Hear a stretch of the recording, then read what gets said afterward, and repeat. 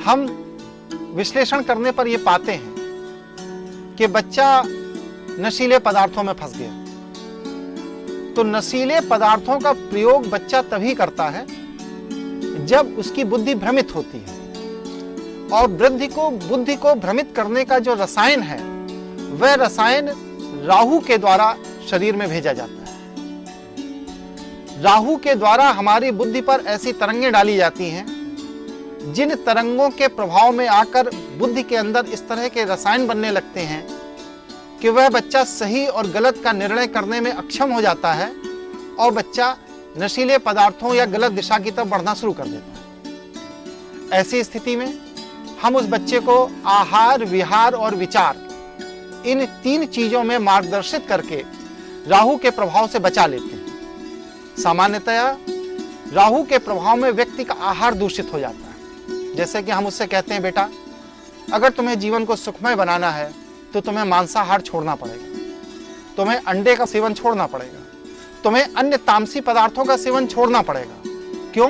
क्योंकि राहु इन्हीं तामसी पदार्थों के खाने के कारण ही हमारे मस्तिष्क के अंदर भ्रम की स्थिति पैदा करता है। अगर बच्चे ने नशीले पदार्थों का सेवन छोड़ दिया तो उसकी बुद्धि स्थिर हो जाएगी, भ्रमित नहीं रहेगी, और हम उसको इस बात के लिए प्रेरित कर सकते हैं। इसके लिए आवश्यकता पड़ने पर मन की एकाग्रता को बढ़ाने के लिए राहु से संबंधित जाप, उसके इष्ट देव से संबंधित जाप या अन्य वनस्पति जैसे मूली का सेवन कराने से राहु का प्रकोप शांत हो जाता है। इस तरह की वनस्पतियों, जड़ी बूटियों का सेवन कराने का सुझाव हम उसको देते हैं। कभी कभी ऐसा भी होता है कि बच्चे का आहार तो शुद्ध हो जाता है लेकिन विचार दूषित रह जाता है। तो हम उसे, जिस समय दूषित विचारों का सर्वाधिक प्रकोप होता है बच्चे के ऊपर, वह होती है निशा काल।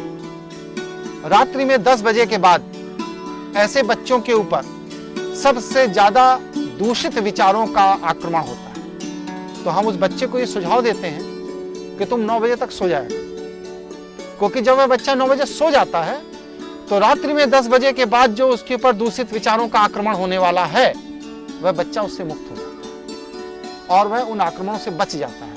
आप देखिए, जितने भी अपराध हमारे समाज में घटित होते हैं रात्रि के काल में, वह रात्रि 10 बजे से 2 बजे के बीच में ही घटित होते हैं। राजैनी, चोरी, डकैती, हत्या, बलात्कार, जो भी कुछ है, उन घटनाओं की अगर आप एक सूची बनाएं तो उनमें 90% घटनाएं, बल्कि क्या 95% घटनाएं रात्रि 10 बजे से 2 बजे के बीच में ही घटित होती है, क्योंकि यह निशा काल है। और इसी निशा काल में चरण करने वाले को निशाचर कहा गया है, और निशाचर की संज्ञा दी गई हमारे यहाँ राक्षसों से, अशुभ व्यक्तियों से। तो हमें अगर राहु के प्रकोप से बचाना है, अशुभ ग्रहों के प्रकोप से बचाना है, तो बहुत सीधा सा सुझाव है कि उस बच्चे से कहो कि आप 9 बजे सो जाएगा और सवेरे सूर्योदय के पूर्व उठ जाएगा। तो इस तरह आहार की शुद्धता, विचार की शुद्धता और विहार की शुद्धता में हमें बच्चों को यह कहना चाहिए कि तेज ध्वनि जहां पर हो वहां बच्चों को नहीं जाना चाहिए। जैसे पिक्चर हॉल, जैसे डीजे, डिस्को, दिस दैट, जो ये तेज ध्वनि के स्थल हैं, वहां पर बच्चे को नहीं जाना चाहिए। तेज मिर्च मसाले की सुगंध जिस जगह पर हो वहां पर व्यक्ति को नहीं जाना चाहिए। तेज रोशनी जहां पर हो वहां पर व्यक्ति को नहीं जाना चाहिए। ये सब साइंटिफिकली प्रूव्ड है। वैज्ञानिकों ने भी अब इस तथ्य को मानना शुरू कर दिया है कि इन जगहों पर निरंतर जाते रहने से व्यक्ति का मन और चित्त दोनों ही विकृत हो जाता है।